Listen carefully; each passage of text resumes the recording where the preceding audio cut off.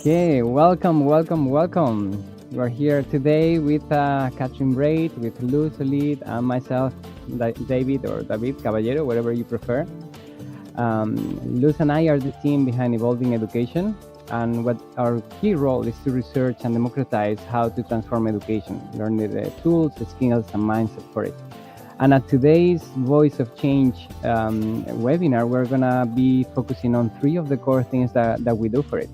The first is to research how some of the most progressive learning centers around the world already work, because there's already a lot that we can learn from people that have already been there and learn from them. And today we're going to learn about sociocratic education in particular. Then another key thing that we love to do is to spread the word about what's happening, about creating awareness about the possibilities to reimagine education. So today we're going to be developing these audiovisual resources so that it stays there and you can come back and consult it whenever you need to. And finally, Katrin, it's a good friend and one of the members of our community of Ubuntu Mastermind, our peer group of education project founders and innovators, where we support each other, share ideas, and to go through the challenges and fun and learnings of creating alternative, innovative, and progressive learning spaces. So thank you very much, Katrin, for being with us today. Yes. Yeah, you're welcome. Thank you very much for having me. I'll do a short intro, and then we'll go into all the all the questions and all the exciting learnings. So Katrin has been a coach and a facilitator. Let's see if I pronounce well the name of the school. Bas School de Valley. Did I say well? De Valley. Okay. I think the English term de Valley will do. Yeah. And is one of the pioneering it was one of the pioneering sociocratic schools in the Netherlands and she was working there for more than 12 years. And when the school has to close its doors, then Katrin took it as a learning opportunity, interviewing the community members to understand how things could have gone differently and what things can we do better, and just to reflect about the whole process that they live through.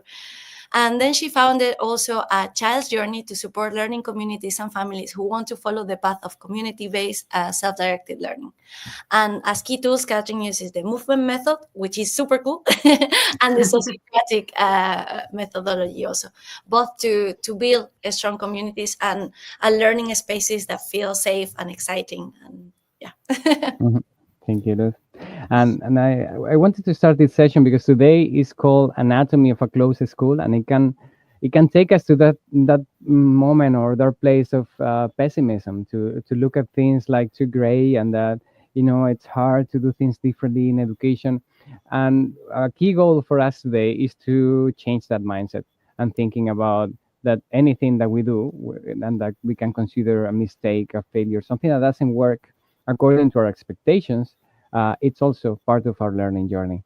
And most importantly, I think in the case of these education projects, it has an impact while it lasts, while it supports communities and learners and families. So I wanted to start there because Katrin shared with us as we were preparing this session that there was a reunion and she got the chance to meet with one of her former students who was already in her 20s, I think, or so. So if you can share a little bit about that, Katrin, how that went. Yeah, it was a really beautiful moment, because actually I think I was crying, like get really overwhelmed by everything what was happening, and like the school closing down, but all the former students and parents visiting. So, and one of the former students, she's also a good friend of my oldest daughter. She tried to comfort me. And then she said, Katrin, don't worry, because only now the school is closing down and there's nobody who's going to follow up at the moment. But I'm quite sure when I'm having children, I'm going to open my own school.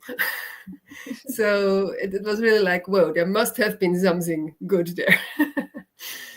Yeah, so I'm sure. yeah, I think yeah, they now have the example to figure out and to do their own experiments. So yeah, that's gonna be like, yeah, everything is always exciting, because if we take it like that, like an inspiration that goes through the time, that's amazing.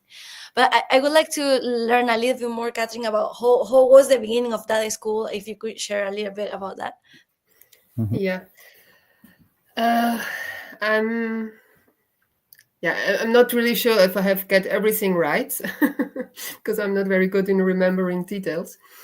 When I came to the school was running already for 5 years, and it started in 2005, so 20 years ago. And it started actually like some of this initiative starts in a living room with a mother and two children, and I think 3 others from another family. And I think after a year, they moved to kind of extra room. So they called it the school at a different place. So it was a public room. And then they got a teacher. And I think that's how it started, with like the founder and the teacher and a few children. I think in the beginning it was about 6, 7, 8. It changed. And what they also did actually in the second year already, they become a funded school. They applied and in the Netherlands, I don't think it's that easy anymore, but it's done easily than in other countries. You can found a school, and yeah, then you get 5 years to grow to up to 200 students. That's for the elementary school. And if you have, after 5 years, 200 students, then you can go on. So it's a bit like the easy version of that. And so when I came to the school, it was in 2010. Yes, it was the last year of the funded of this 5-year period. And there were about 40, 50 children. So no chance to go to the 200. After that, we went private again for 3 years. And then we started a new period of government-funded school. And in this period, we made it to 200.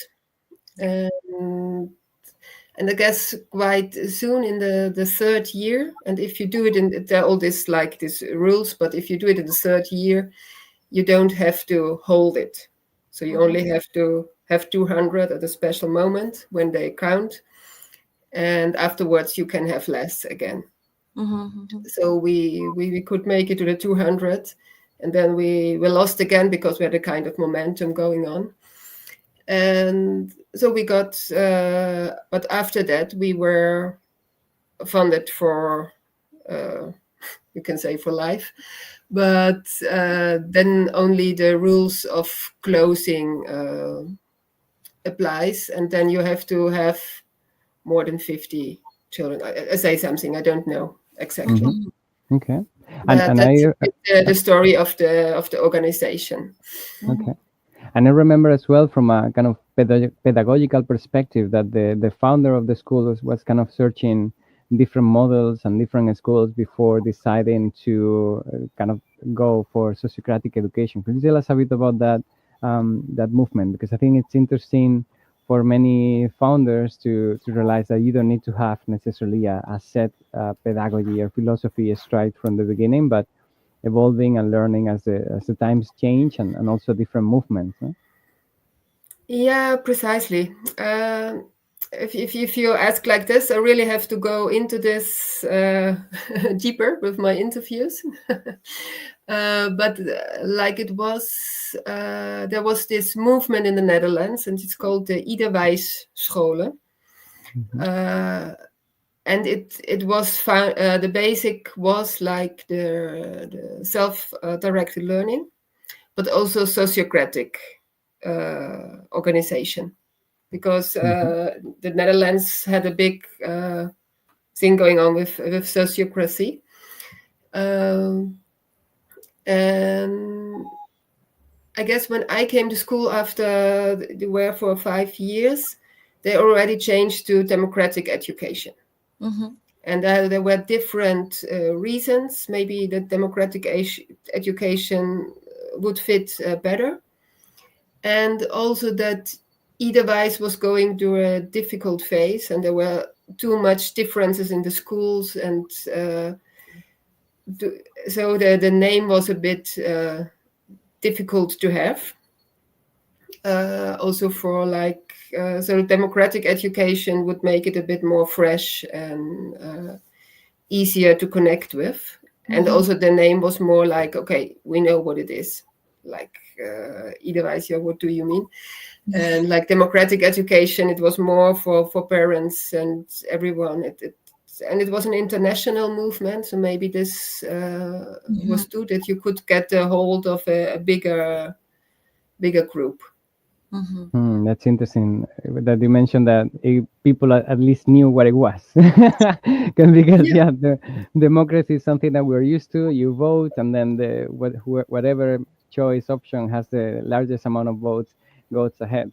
But sociocratic decision making and sociocratic education is different. And I think for many people that might be listening, this might even be a new concept. So maybe we can go a little bit deeper into that and share about what is sociocratic education, how it works. Luz, would you like to share a bit about that? Sure. Yeah, I think. Well, I was gonna add there before that the jump that they have to do maybe is even bigger, no? When you don't know even what it is, but then playing with words that we are already familiar. But anyways, sociocratic education is a way of self-organizing groups and creating a participatory and non-hierarchical culture, and it can be applied to manage learning environments, no? But I think that there are 4 core elements for the sociocratic governance, which the first one is that decisions are made through consent. That means that there is no objection, and that's pretty cool because it's playing with the range of tolerance, no? Like maybe you have your personal preference, and then there is a bigger area which could be that range of tolerance. That means that you are, maybe it's not your super preference, but you're happy to try and to do something different. Like there is no objection.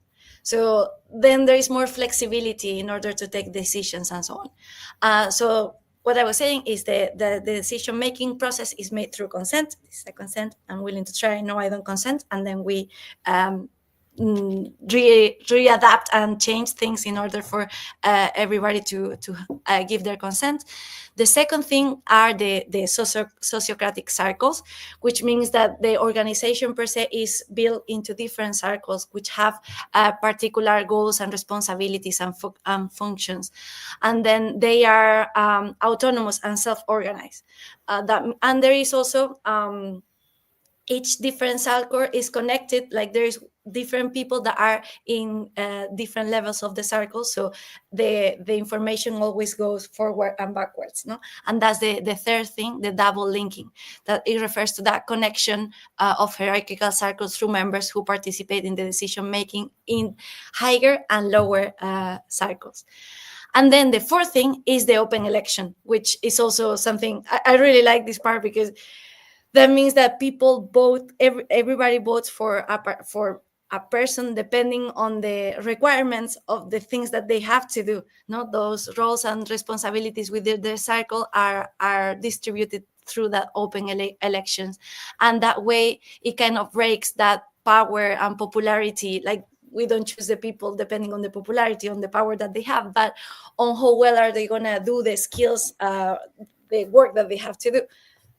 So those could be the 4 key elements, and maybe we can share also a little bit of a video of the school circle. How does that work? I was gonna say that it's part of a movie that is called School Cycles, and it's super cool.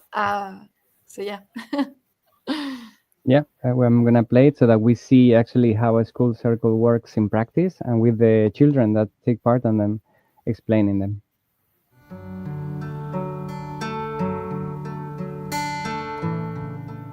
We decide the rules with everyone in the school circle.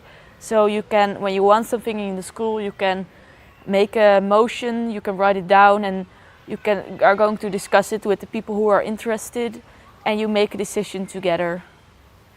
And how do you make the decisions together? We start with the person who wrote it down, and he or she is going to tell about the motion. What do you want? Why do you want it? How much will it cost?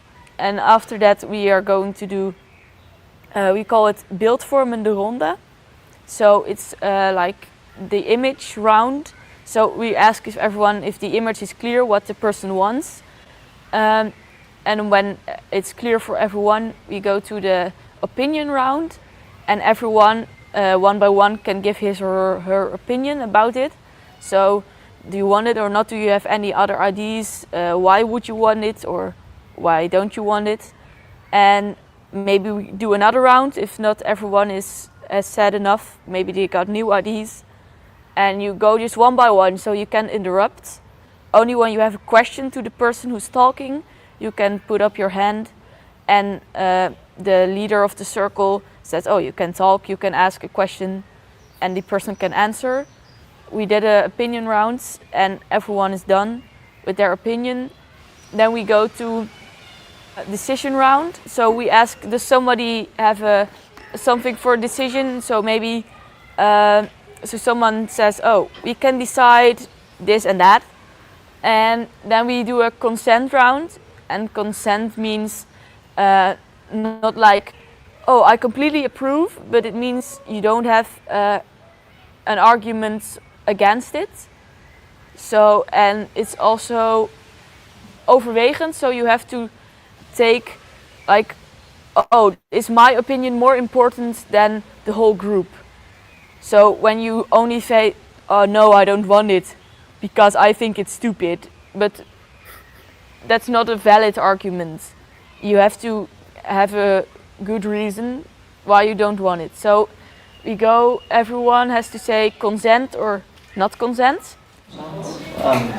Consent.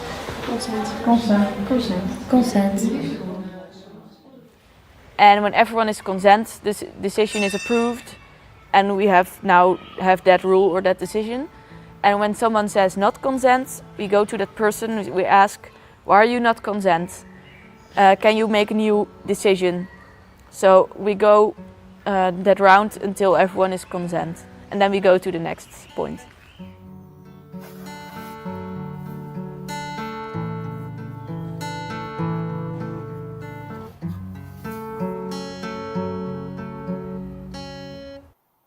So the movie is already there. So if you want to watch it, please go. It's really, really cool, and he explains really well how it works and all the dynamics. I think this was the school you were in, no, Katrin? No, it was in the beginning. You saw this big table with all the people around. That was my school I was working at. Yeah. So it was a mixture of several. Precisely, yeah. schools. And in the school circles, you have one part. Then you also have the table, and they really show how it was done, like live. For one of our celebrations, there were children who wanted to have this. I don't know how you call it in English. Sugar, like this pink sugar like things pink, you can make with a machine, and they wanted to hire this machine, and it was, oh no, we don't do it, and they put it in the meeting, and it was really great how they did it, all the children, and how the arguments were going, and about money and about health, and about, it was really like, whoa. Yeah, I think they are always, it's surprising, right? The amount of things that they bring, and then the conversations that they have, it's just mind-blowing. But can you tell us a bit more, yeah, how that did look into practice? What worked well in your experience through all that, through all that experience? Yeah, I guess the sociocratic structure makes it really kind of makes it possible to get the children more involved on an equal level, because I think for us grown-ups in like hierarchic society, and like me, I was just brought up not very hierarchical with my parents, but the school was it, the society is it. It's like just normal to have this power levels.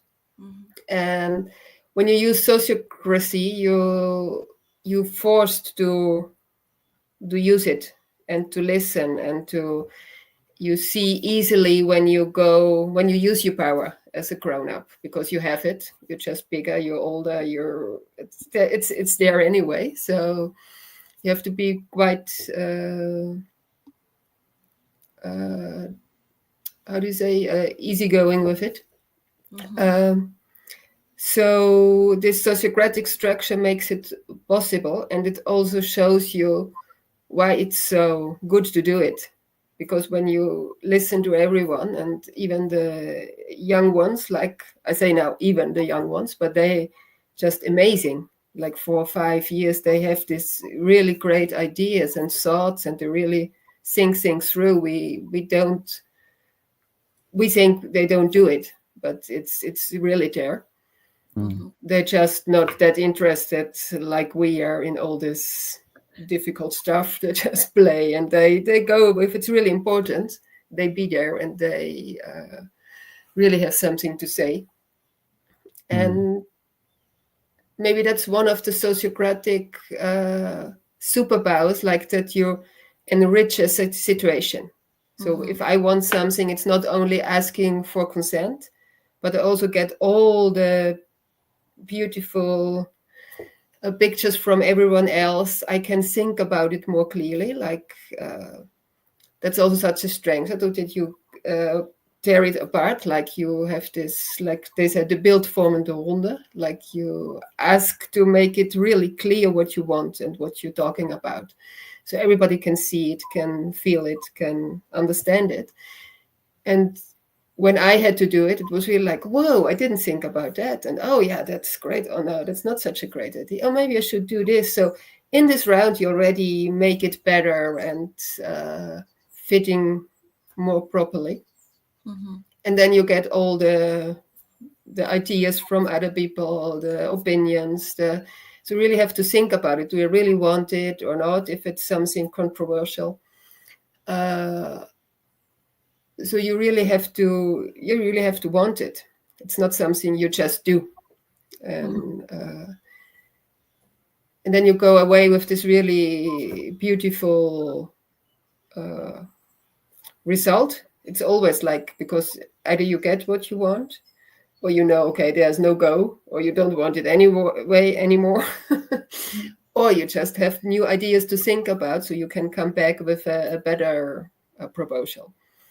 So it's always it's actually quite good. Yeah. And it was great to hear from the children in the video how they explain concepts as complex as consent, which we already as adults struggle with it, and that area of tolerance, of being able to go ahead with things that we're not completely agreeing, but for the good of the group, we're willing to be more flexible and adapt to different situations. It's just such amazing life skills that are really needed if we want to live more in community, and not to keep kind of desegregating into individual beings who only care about themselves, and then just interact with the rest of the world through economic interactions, pretty much. So I see the power of those essential life skills that they were getting there just in that 3-minute clip. But that's about the young people. Yeah, you wanted to I add was something more? just gonna say the self-aware, because the first thing is like I have a need that I need to express to the rest of the group. So that just brings self-awareness of what do I need, what will I like. Then you hear all the other people, and that's mind-blowing, because then your perspectives broaden up to like kind of a brainstorming of different ideas, which get to understand even more what you need or what you don't. You recognize yourself either in the similarities or the difference between the other people, and then we have to take a decision together, and that assures that everybody feels safe in that space. And then there is that empathy and that adaptability and flexibility. So I don't know, it's a beautiful process to live. Just to, because imagine that we could live, we have communities that we manage in that setting, no? Mm-hmm. And Katrin, you also mentioned something interesting, that was that for young people it was quite natural and they adapted to the system and learned through it quite easily. But the adults, that's a different topic. So I would like to hear from you the experiences with the facilitators first, and then maybe we can talk about the families. But starting with the facilitators, with the people that are enabling that system. Or the onboarding that you had when new people came in. If you can tell us a bit about that.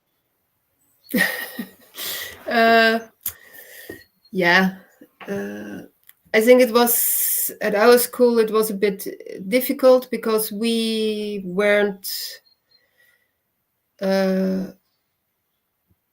maybe because the sociocratic structure just came along with building a school, and wasn't really this choice and this thinking about how do we do it actually. And like you said, I don't know exactly what happened, but we were also, a lot of facilitators were also afraid of doing sociocratic circles and giving the voice to the children and to everyone. So there is something that makes it scary. And after facilitating for a while, I didn't understand it anymore, because like I said, I really loved the idea about getting the whole picture. And I'm sure as a grown-up facilitator, something that's really dangerous or something, it's just not gonna happen because I have this really strong vote, like, okay, you can't want it, but it's not safe, or it's dangerous for school, because if we do something that's really far out of the law, maybe that's not something we shouldn't do. And this kind of maybe I tell a story, because when I started, it was really like, okay, how do you do this complete equal thing? I had it with my daughters a bit, but then it's easier because you have all these informal things going on. And so I was doing yoga classes, and I needed paper and pens. And at that moment, we had a kind of store at the school. It was closed behind barriers, and there were all the stuff in there, like the paper, the pens, everything you could imagine, because it was always a mess. And that was one of the solutions, was we make this shop, this store, and we have people who work there, and you can borrow stuff, you can rent it, or you can take it away. Like paper, you just can take away. You don't have to rent it. And if you want a lot of paper, you really have to explain very well what you're going to do with it. And the other stuff you kind of rent and you bring it back. So, and I had to do these yoga lessons, and this store was there for a couple of weeks, and nobody wanted to work anymore in the store. So we had all this stuff, all these things behind the barriers, and nobody dared to give you it, give it to you. So the first thing was like, okay, then I just take it, because there's nobody, and I need it, and I have to do these classes, and it's very important. And I was like kind of stepping over the bench, and it was like, okay, just a moment. If I do this, it's not right, because we have these rules we all decided on. And what does my class make it more important than that there's a 4-year-old who wants to make a drawing for the mother or something because it's her birthday, or so. And then I was like, yeah, but I'm a teacher. I'm doing the class, so that's more important. It's like, okay, but why is it more important? It's like, so I had this really like this dialogue going on with myself. And then I decided, okay, I'm not gonna do it. I just follow the rules. So I tried to find somebody who wanted to tell me how it works. But they were all playing, they had no time. So then I couldn't find someone who worked there who gave the stuff to me. So then one girl said, okay, but you can work yourself there. So I make you an employee.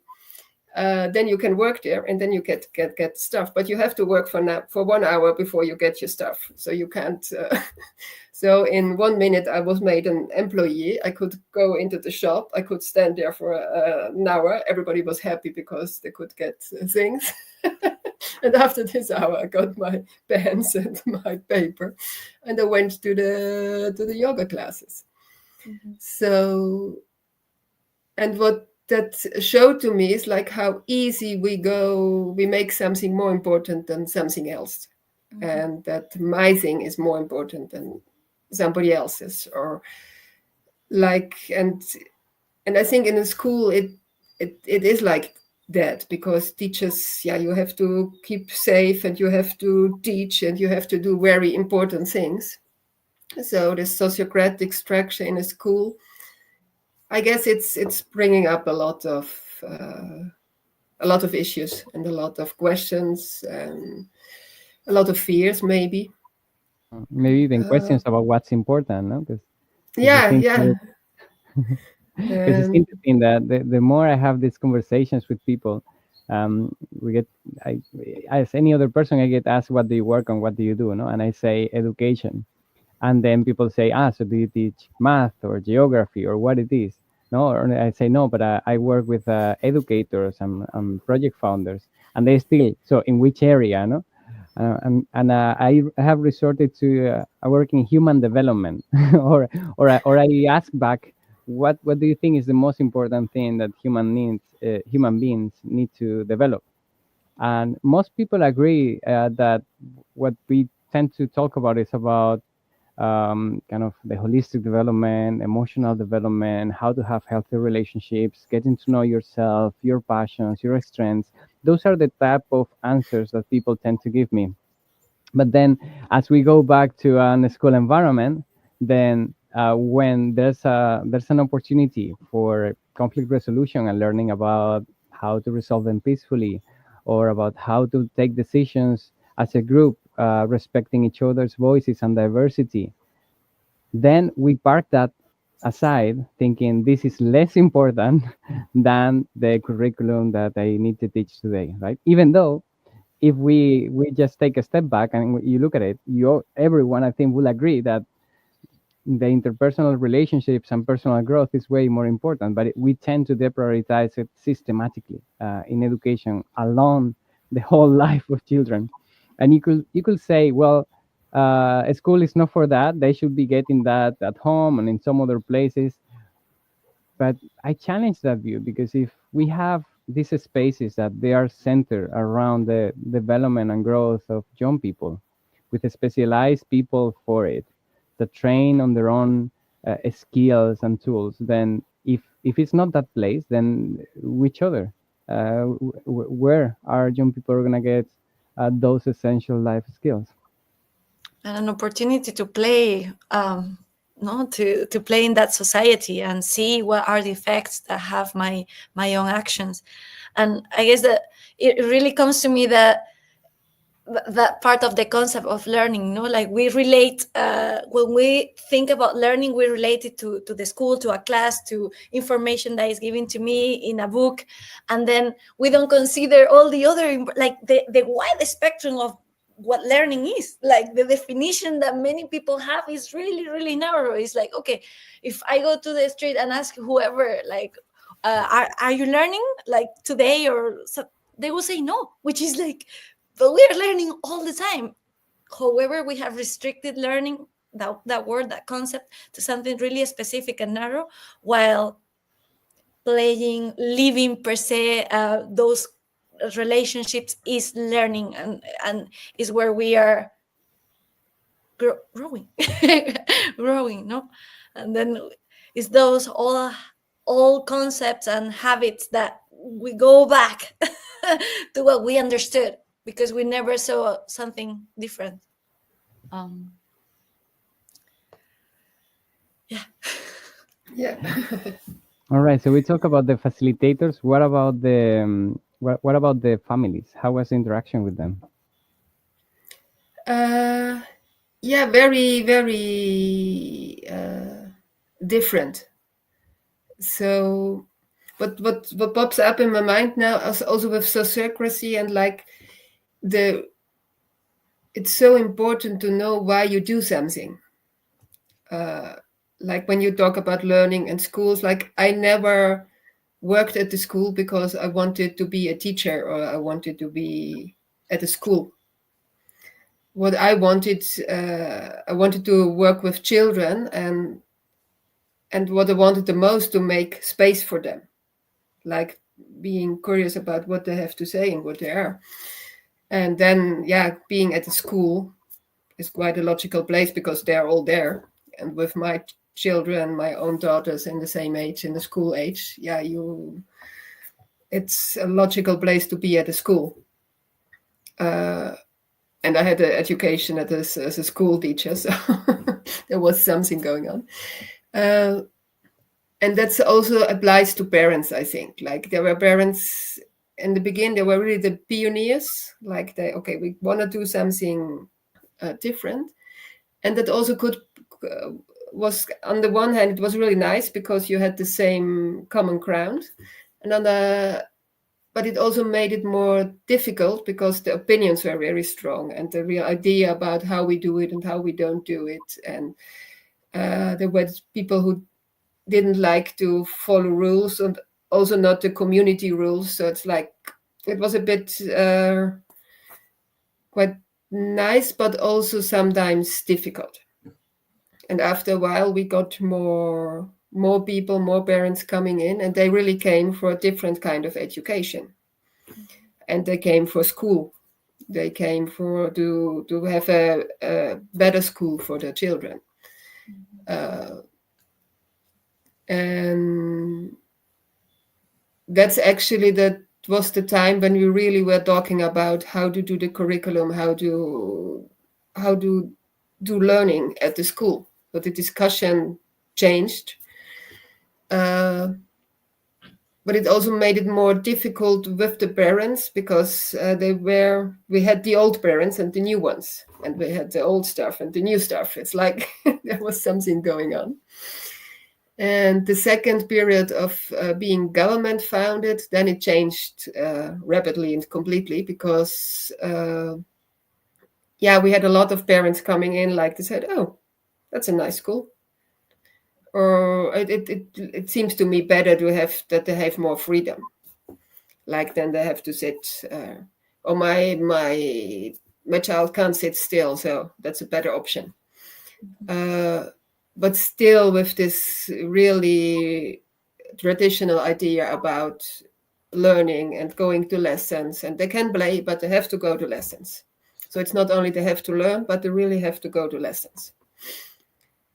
And maybe that's also when the first place, the first school we had for the first round of funding, there we had this really nice space with rooms with functions like a kitchen and a creative room, and you had a big room where the children just could move and playing basketball and whatever. And what we found is that when parents came in for like looking at the school, they were really like a bit, okay, but where is the school? And then we changed something because we had to have more lessons and something, because it's also the children asked for it. So we had this one room which looked like a school with books and chairs and tables, and you really could see when we had this parents coming in the school, they really got, okay, what's happening here? And then they saw this room, it's like, oh, fortunately, this is the school. Huh? So we really, I think habitual persons are like as human beings. So we really need some anchors to hold on, and completely letting it go, it's really hard for us, I think. That's really interesting. Completely. So I think with your question with the parents, it was really different from the stages, but also the parents coming in, and you had this really like families who were very easygoing also with each other, and they just were there, and we had this beautiful conversation. We did everything together, the parents, the children, the staff.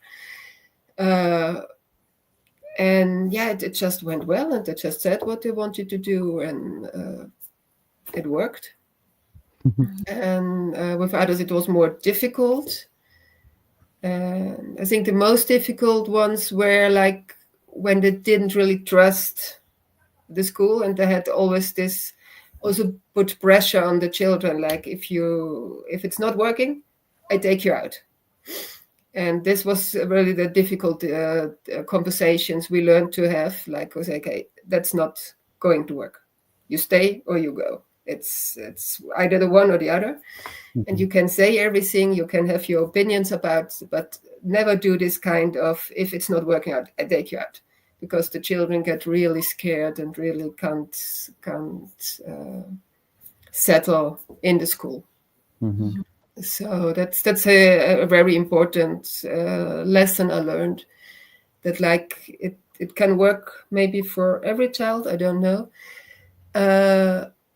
But the child and also the parents, they really have to be there, and they have the need, the wish to be there at the school. So if they don't want to be there, it's you can stop directly, actually, because it's not working out. It's just giving too much pressure. And I guess that's also related with the period of adaptation, that maybe young people that came from conventional schools to the Sociocratic school, maybe they also needed to get used to that new rhythm, the responsibility and ownership, like real ownership on their learning. Could you tell us a bit about that? About when a new child came into the space, how they face it? Yeah, now it depends. When it was a young one, like never have been at another school, it's really smooth, and then the process was mainly going on with the parents, like this unschooling, of it's deschooling, I think, more like in English, process. If the children already had been at a traditional school, like, and it doesn't say anything about the quality of the school, but like they had to go, they were told what to do, let's say it like that, then they really needed time to find their own voice again, and to find out again what they want to do. And I was a bit like, I don't know the English word now, but it's scared is not the right one, but like that, how easy it's going and how fast it is going, that they just forgot. Because children, I found, they're really loyal, and they really want to do what you. That's what I said. Like, you have to be very careful as a grown-up and as a facilitator, because they really want to make it right for you. They want to, for the parents, for you, it's most of them are like that. And so I found it's about 1 to 2 years sometimes. When they're older, it's going to 2 years very often, before they really feel free again, like to do what they want to do, and to know and to do it with enthusiasm, and just do it without thinking and like, I don't want to do it. And And the faces are very different for all of them. So some get really angry, others just get completely like, oh, I don't know what to do. I'm so bored. And yeah, it's very different for the children, but it takes time. I'm wondering, like, bringing it to kind of to the present moment that we're living with technology and being so present in particularly in adolescence, through lots of different platforms for social media, for video streaming, for video games, that my impression is that young people are getting more and more used to that passivity of being told what to do, what to watch. Also, everything being instantaneous reward. We also experience it ourselves with volunteers that we have agreements with universities. So they're already kind of university level young people, and we give them quite a lot of agency of, you can participate in any of these activities. Here's the onboarding information. Let us know what you want to. And they really expect a lot more of being on top of them and telling them exactly what to do and how to do it. And still, it's hard. So yeah, I think this is an area that definitely a lot of centers, learning centers, are going to be struggling with, finding how to really empower young people to take that ownership of their own learning. Because per se, the world around us, as it becomes more technological, more one-click solution, it feels as if everything is easy and already pre-done, pre-packed, pre-cooked, half digested for you. So I think that while I feel like there's this kind of evolution of my own thinking in education, and probably other people's, from kind of conventional schooling being very oppressive and controlling, moving towards more free spaces that allow people to get to know who they are and how they can evolve in community. And now we're finding this new these new elements in the system of how easy technology it is, that now I feel like we need to add a spice of challenging them to get to support them to get out of their comfort zone, so that they can actually get to know their own boundaries and the strengths and weaknesses, and how they relate with one another. Yeah, I think that facilitation becomes also an art of reading and observing the person, supporting them, challenging them when it's needed. So that's also why it's really challenging, no? Because each kid is completely different. It have different needs. Maybe some of them are really scared of taking a decision. The others can say no perfectly. So you have to adapt to each of them to see what to support them for that next step. So as a facilitator is also super challenging, because we have never seen anyone doing something like that. And also, and now you put it together, no? You have the kids that you're accompanying them, and the families that you also need to accompany them in that whole process. And then the communication part, in which we need to communicate, being vulnerable, being authentic, sharing things that are really hard and difficult and that are scary. So like that change, or it's like the change is difficult because it's a massive change. It requires I feel that a lot of vulnerability and a lot of empathy in order to, okay, let's start. Like per se, we are gonna make mistakes. We like that communication is not gonna work straight away. We are gonna make mistakes, but then we need people to be like, okay, it's okay. I'm willing also to forgive when I make a mistake, when I communicate, and let's try to play and to reach something together. And we are gonna fail a lot during all that process, but we are gonna achieve it and learn through it. Also changing that concept of failure to, it's part of the learning process, no? With no expectations of failing as we are learning. I think that change, Luz, that you're mentioning about how to facilitate this is way easier if we do it together as a team, or with the support of a community, like the communities that we support at Ubuntu Mastermind. But in your school, you had a team of facilitators. So could you tell us a bit about how the group dynamics within the adults in the school? Yeah, the school ran for 19 years actually, and I think it changed a lot.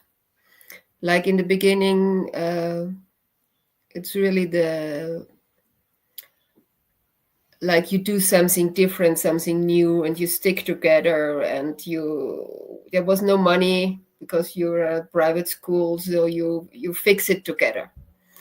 So you have this really big cohesion with each other, and it's nice, but it's also not always helpful if you're not. I think one of the things we really would have needed is a good structure of giving feedback and taking feedback, and we didn't implement this in the beginning. Really, like, okay, we really have to do this, and then it's getting more and more difficult. If you're on the way, it's just more and more difficult to give feedback, to take it, to evaluate it, to process it. So then there was this phase, like, and then we had this, like I said before, the old ones and the new ones. There was like friction between the old ones and the new ones, and that was a very difficult situation going on in the team, in the staff. And I guess we never really got over this, because later on the new ones became the old ones and there were new ones. So it's like, oh no, I understand where you're sitting. It's like, yeah. So maybe it's something just natural, and you have to find your way. Like you said, you have to find this way through this very rapid changes. Because maybe that's it is like everything changes. Now it's even faster, but also 20 years ago, it already was like going faster and faster and faster. So when you found out something that it works like that, you used it for a couple of time and then it didn't work anymore. So you had to find something else because everything changed. And that's what you like say with these devices and everything. Yeah, it's like so visible with it, like how fast everything is going. And yeah, and then we had another challenge at school that we had. It's called the inspection, like the educational inspection. They came and visited us, and with this enormous growth we had. Like I think I have to write down the numbers one time. Like So maybe now we're more than. talking, yeah, just for context for people, now we're talking when you got the government funding, right? The things that came attached with that, no? Precisely. Like It was the second period of the government funding, and first we had inspection, and they said, "Oh, you're doing really great," because also in this organization of inspection, they had new people and old people, and the new people really were like, "Wow, it's so great what you do, and you can show it. So please go on." And we worked together, and then something else happened, because with the growth we had more than 100% growth. Like you can't hold it as a school. Like new parents, new children, new teams. It was really like, whoa, what's happening? And you really lose all this because you do it really different. With the sociocratic approach, everyone had to learn it, and the people who knew it, they got completely overwhelmed and they said, okay, I'm not doing anything anymore. And then we had some inspection that said, okay, no, but that's not working what you do. You have to do better. And then at really this, yeah, we never came out of it, because it put a lot of pressures. We made decisions, difficult decisions. the first we made it together, but after a while it's just got we just went the wrong direction. Like we lost ourselves, like we lost the philosophy of school a bit too much, and then there was a lot of tension also in the team, and a lot of maybe dividing, but it was we just were completely overworked and exhausted, and then, like we talked before, you could see that we would fall back to old habits and to what we knew, and we would have more and more learning spaces, like organized in classes and with a bit more with age, one teacher teaching more classical lessons. So yeah, it was really, and after a while, especially the last years, I think was just too much for everyone to get it well done, or to find the way back to enthusiasm. It was just like, okay, we have to go on, we have to go on. And when I look back, I think it's still amazing what we still did. So, but it came with a cost, like say like, yeah. Thank you for sharing, Katrin. And then what brought it to an end? What was it that finally made for the team to decide the school is going to close down? Yeah, the decision actually was made by the team, because the circumstances were becoming more and more difficult, and the pressure was too big, and they had to make another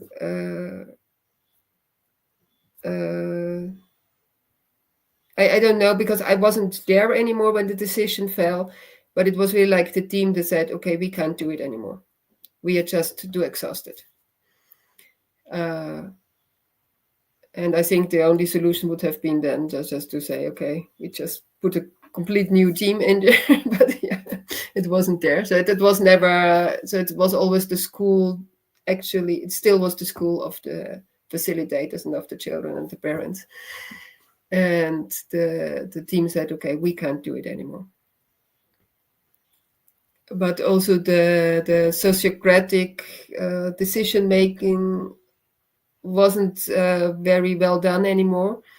So there was a lot of tension around it too. So there were some team leaders who said, okay, no, but we want to go on. And there were some parents, and they put on a fight. So it made it more difficult. Yeah. So it was quite a difficult place to be at. Mm-hmm.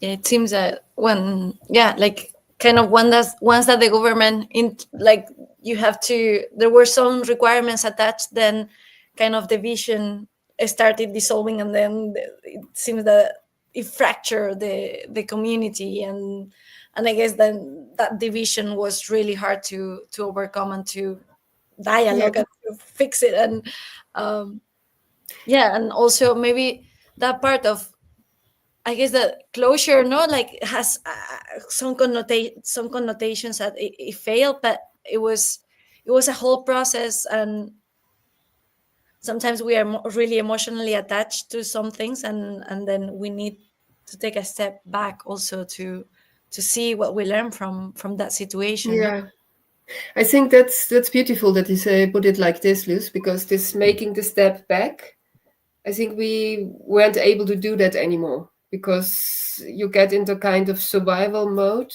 and you have all these pressures from the intern pressure, because you're still figuring out what are we doing here, like because you say it's all new concept. You have to learn a lot.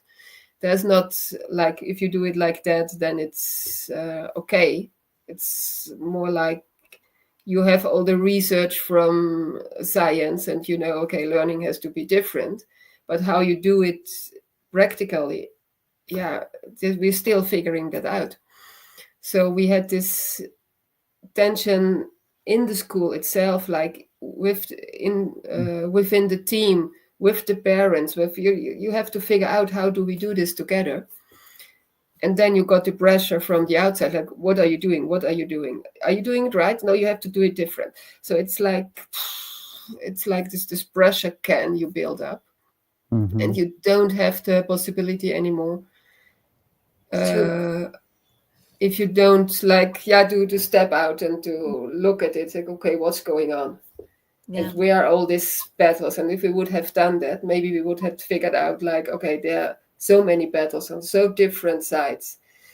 Either we have to shrink it and make decisions here, if possible, or we just have to stop because it's too much. We can't do it anymore.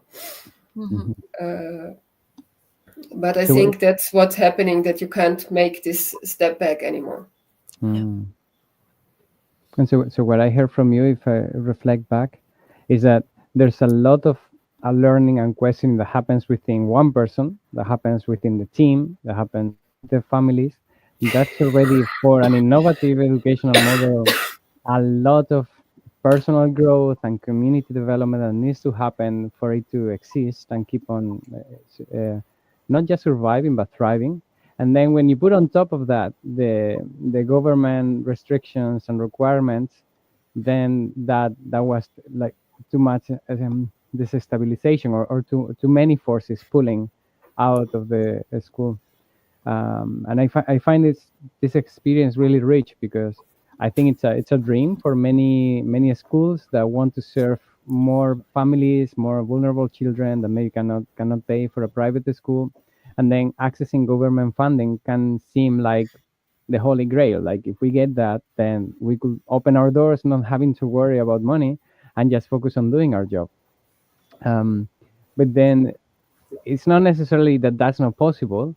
But what I'm hearing from you is it's really important to have very strong pillars with the families, with the facilitators, so that, because there's going to be a new wave of changes that's going to shake the structure. So make sure that you have really strong pillars in the school before you aim for that. Yeah. And I think what you said, what's coming up to my mind now, this pitfall of, like, you want to serve everyone.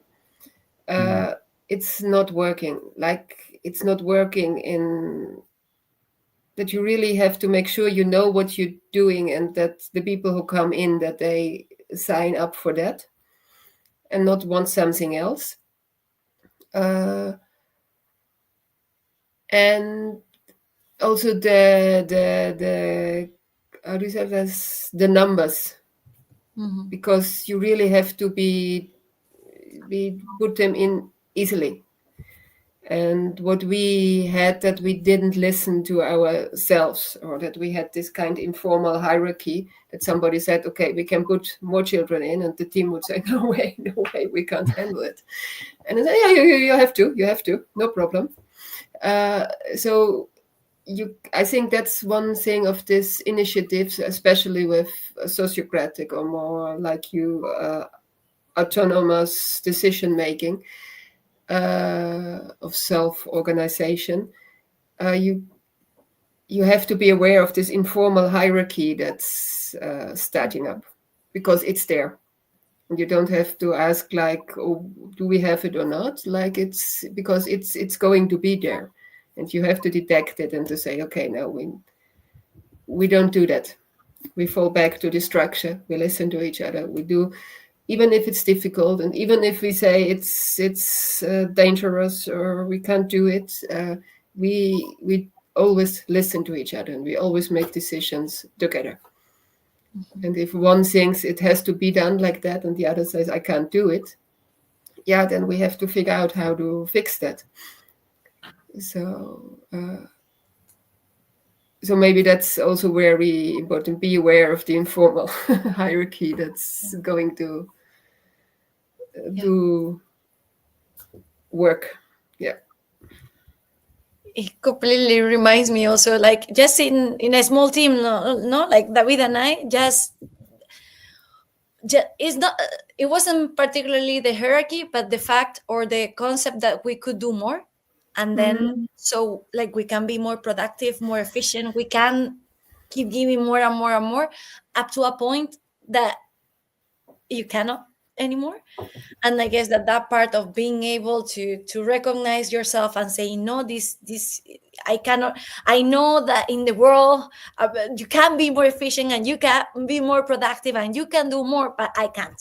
This is it. This is my limit in order for us to keep surviving. Because I guess that being self-directed and managing your own time, it's probably not difficult, but as we learn in a different environment, it became challenging to recognize or to respect our limits and our needs. Yeah. Because through our whole education, we didn't respect that. It was like, oh, you are tired, you have to keep studying because you want to achieve that thing.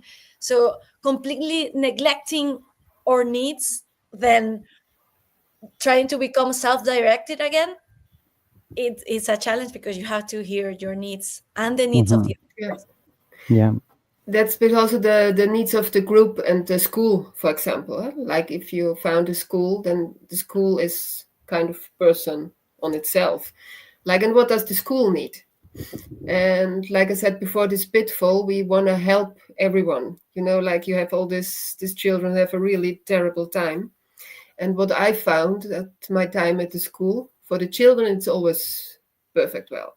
We had some children who came for a year just to recover, and they had the best time of their life. For school, it was just terrible because they came with everything they had. They had no intention to stay, so there was no thing like going all through the processes. And it was really, really hard for school. Like for us as a team, for some of the students, it's demanded a lot. So, and it's nice that this one child had this opportunity, but you can't do this endlessly, or you can't do this a lot, because it asks too much of the group. That's such an important point. Yeah. And I think like if you do something like that, and that's what I'm kind of fan of the movement method and the horse boy approach. And what they found is like self-care is just one of the pillars of being a good parent or facilitator. You have to be, you have to, you really have to take care of yourself. And you have to help each other with that. I think this is super prevalent in education and in social innovation, because we serve people, and kind of our drive and our values and is helping others and putting ourselves second. And then if you are in that environment where you have this huge diversity of needs from families, communities, children, I can reach the point of, as it finally was, not being sustainable, and it was already too exhausting. And I think with working with children makes this very visible, because they are, the only thing they do is to show you that it's not right. So they are not saying like, oh, you do your best and we help you, like in this case, like they say, okay, but it's not okay what you're doing. And you feel like I'm giving 200%, and they even want more and more and more. No, they want something different, because they don't want you to be exhausted, and they need some grown-ups who are reliable and safe and had enough sleep and ate well and are happy, like so that they could talk with. So I guess that's something we really have to learn. Maybe put it first, like you should put yourself first. Yeah. So maybe this is a good time. I'm thinking for two ways where I think we can take this direction. But you talk with lots of people. I think Luz mentioned the importance of taking a step back after something like this, so emotionally engaging has happened in our life, to look at it from different lenses, from the lens of what can we learn from it. And you spoke with a diversity of people, from children, families, facilitators. You have probably already shared lots of different ideas, but is there anything else that was really insightful when speaking with them?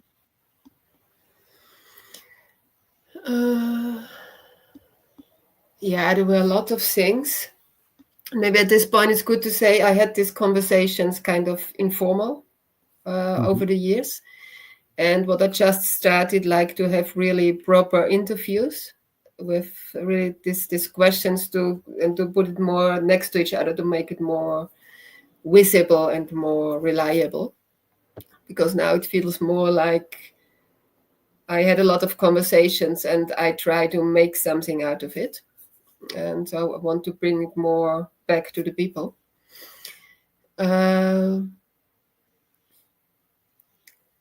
But what I found when I talk to the students, the children, most of them had a really good time, even in the years when it was going badly, not well anymore.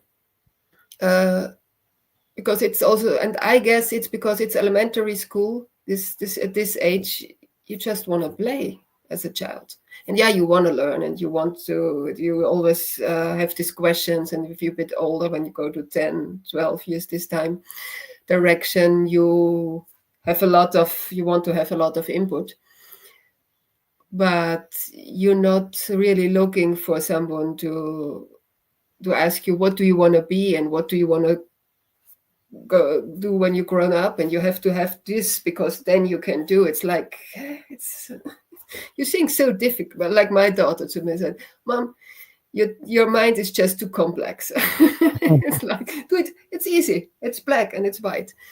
And then one day she would come and said, "Mom, my brain is changing.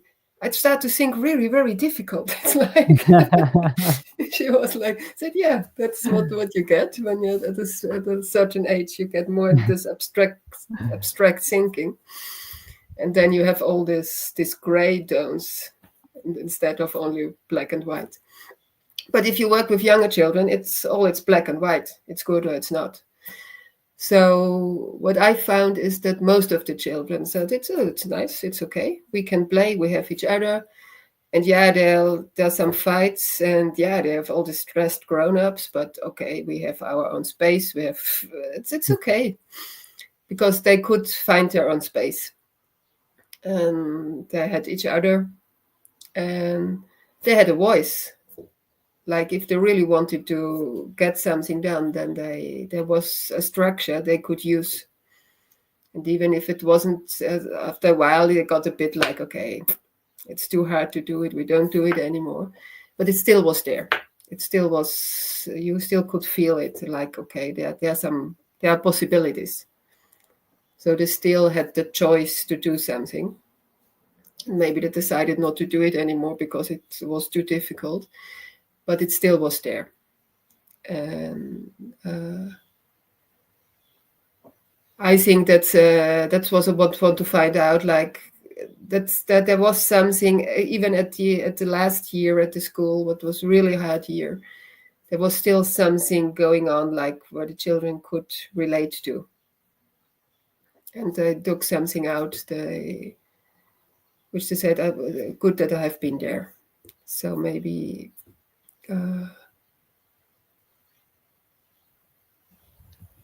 So there was something going on that was really different, and everyone who had been there kind of could feel and liked, and maybe couldn't go along with for a longer time.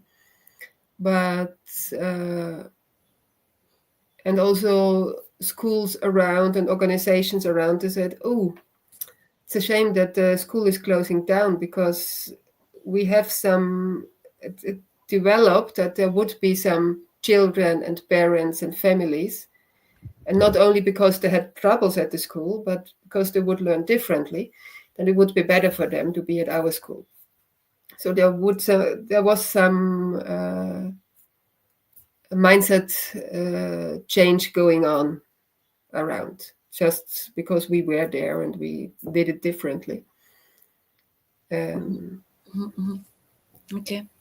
And Katrin, after all the experience and all the learnings, what would you advise to other people creating those horizontal learning spaces? Like take-home messages. Oh yeah, me. I think this position, like me being the one who advises something. or just in your, it's gonna be in No, your it's. I There. think like what for me it's all about is like do it together, like find a team and find a structure that makes it possible that you can build it together and that you can learn by doing. If you have to be, you do it, you build it while you walk the path or while you walk the bridge. Like it is what it is. You can't make it different. And don't make it different. Don't say, I know exactly what I'm doing, because you don't. And maybe you feel it and we go this direction, but you do it together. You find your way. And I think that's very, very important that you have each other and you have each other's back. And at the same but you also have to be open to your environment. So don't close down and say, okay, we know what we do and we do it this way. And that's what I see a lot with learning, with initiatives, that they close down. Like, okay, we are scared of we know how to do it, so don't say anything.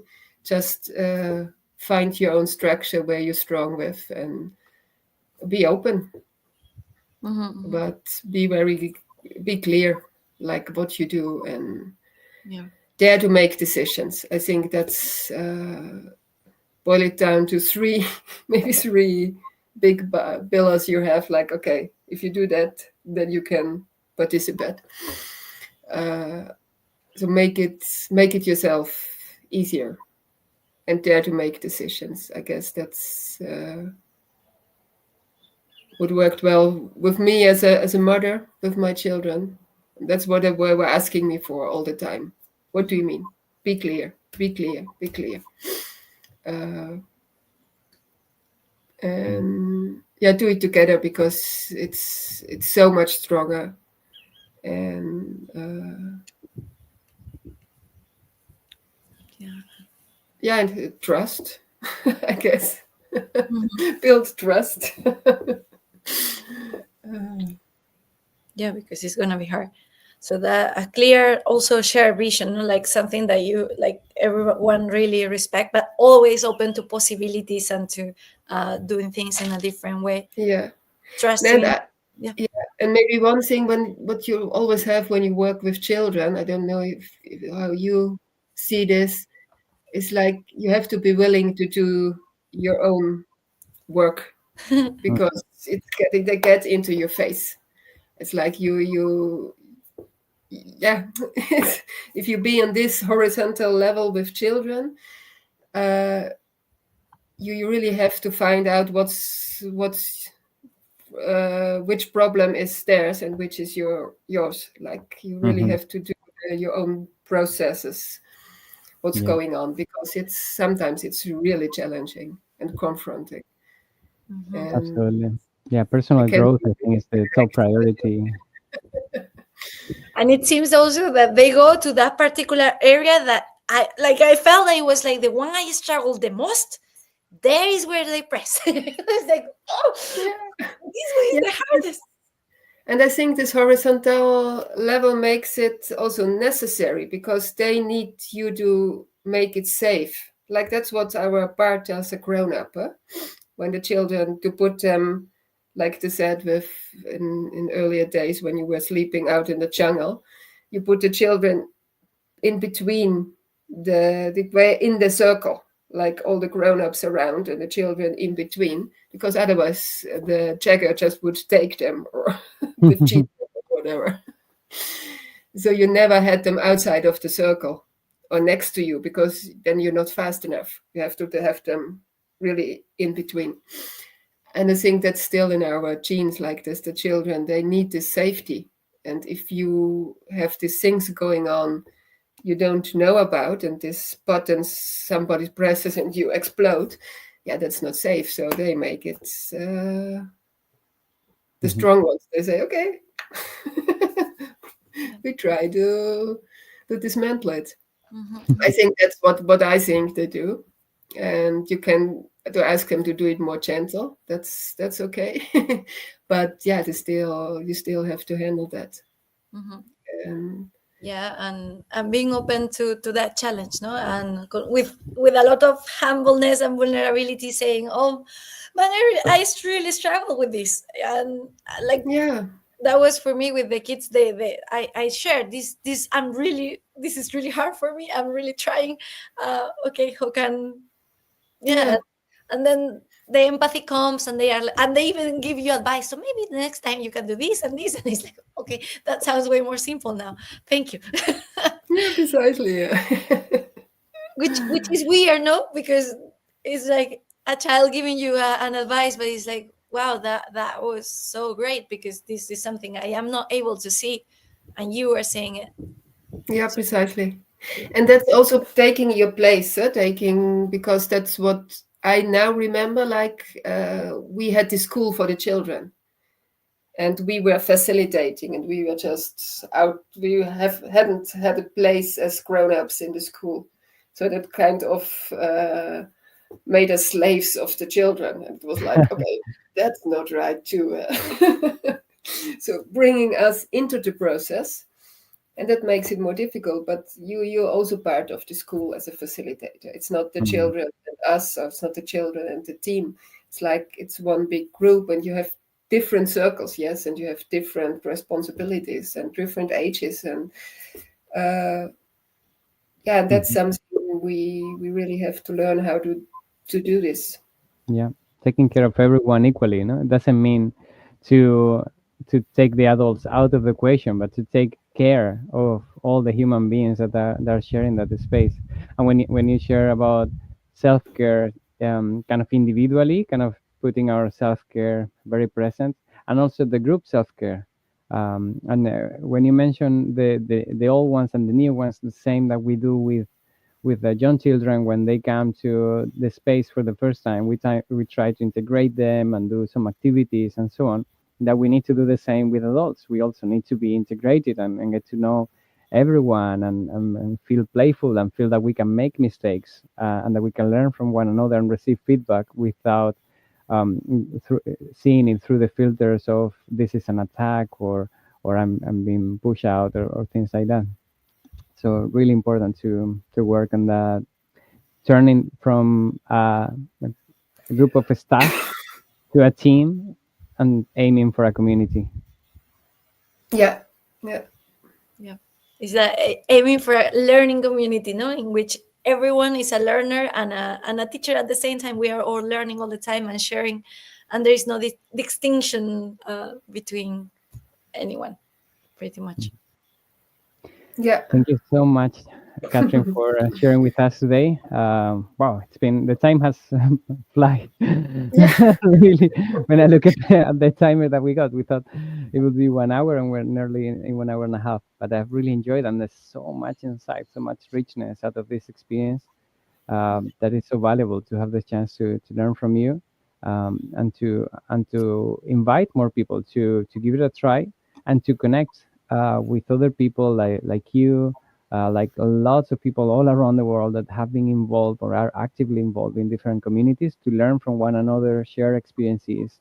And probably we're going to repeat the same mistakes, unfortunately. That's maybe part of human nature, but at least maybe we're able to pivot and to do the next step or the next experiment a little bit quicker, or to understand that it is part of the journey, and that some We things need to are. make like there's a saying, I don't know what is, but you need to make your own mistakes, not, like in order to learn. That's, I mean, it's okay. Yeah, maybe that's also kind of mission I have with this interviews I'm making and talking to you and talking about it. It's like like you said, that it's okay that it closed down, and it's okay that it failed, and to be with failure. Because what I also saw is like this fear of failure. You could see it with the children that didn't dare to do things. It was so enormous. And then we said, okay, but it has to do because they have their own choice and they don't dare, and we have to. And then, okay, maybe we have to change the mindset. it could be one of the things that I hope is coming out. We have to kind of be at ease with failure and say, okay, like you say, detect it easier and sooner and make sooner different decisions. Yeah, and also the failure, it's a word that seems really heavy. I feel for me, I have been trying to kind of change the definition and to like the failure as a part of learning, and if I make mistake, it's okay, I'm learning more. So this is something that I'm reframing the concept of failure for me. Maybe we don't even have to have that word. Maybe skip the word, yeah. Yeah, because it's like it's heavy. It's attached to like a really to the, it's a concept that we have attached weight on it. So and it's heavy, and we have to carry it. So maybe it's, yeah, accepting that everything is a process. We like many seeds are gonna come from there. Like that particular experiment finish, but there are many others that will start, and we don't even know. So it's just of that learning process and that constant evolution, and it's okay.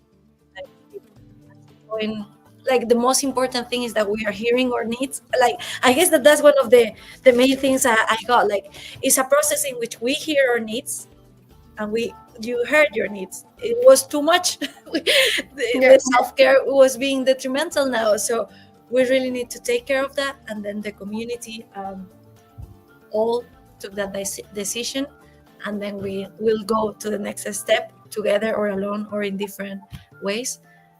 But we took the right decision in the moment that it was needed. Or so, yeah, I don't know.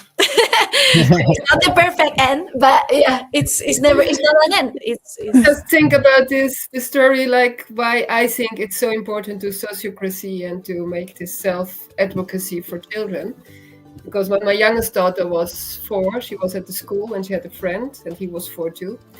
And me and his mother, we were sitting and watching them playing in the grass. It was high grass. They were a bit above the grass. And we saw that they got into a fight. And it seemed really intense. So we were like, okay, maybe we should go there and help. And suddenly they would disappear in the grass. And we couldn't see them anymore. There was nothing happening. And we were a bit far away, so we couldn't hear them. So it was really like, okay, they were in the grass and what's going on, but the grass is not moving, so they are not fighting, so it should be okay. Maybe we should go and take a look. And suddenly, one would jump out, consent, and the other one should go, consent, and they would start playing on. It was like, what did they do? They just fixed their fight by discussing it, making consent decisions, and they just were fine. It was like, whoa, they're 4 years old, so if they can do it, we can do it. Wow, so I thought it's really great thing to do. Thank you, Katrin, for that example. That little story of how if we learn early on to embrace consent, to embrace diversity and different opinions, we can really go a long way.